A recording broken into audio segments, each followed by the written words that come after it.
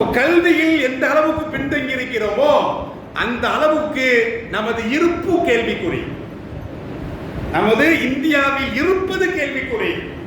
அப்ப இந்த நிலைமை மாற வேண்டும் என்று சொன்னால் கல்வி சம்பந்தமாக எல்லாம் வல்ல அல்லாஹ் அல்-குர்ஆன் நீங்க பார்த்து பாருங்க, 10% கல்வி சம்பந்தமாக தான் பேசலாம். அப்ப அந்த கல்வியை துளைத்து விட்டு இந்த தேசத்தில் நாம் எதையும் சாதிக்க முடியாது. நம்ம இருப்பே கேள்விக்குறி.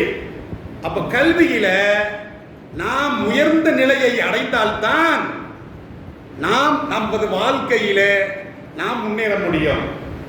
எண்ணிமிக்கவர்களே, ஒவ்வொரு துறையை நீங்கள் எடுத்துக்கொள்ளுங்கள், விண்வெளியாக இருக்கட்டும்.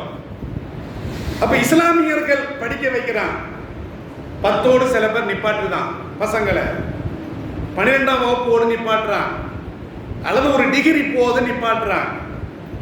சில பேர் 5ஓடு நிப்பாட்டி வச்சுக்கிட்டு என்ன செய்யறான் அப்படின்னா, குழந்தைக்கு பிறப்பு சான்றிதழ் வாங்குறானோ இல்லையோ பாஸ்போர்ட் முன்னாலே எடுத்து வச்சிருவான். வெளிநாட்டுக்கு எதுக்கு? ஒட்டகத்தை மேய்க்கிறதுக்கு, கக்கூச கழுவுறதுக்கு, அல்லது மூடைகளை தூக்குவதற்கு. இந்த நிலைமை மாற வேண்டும்.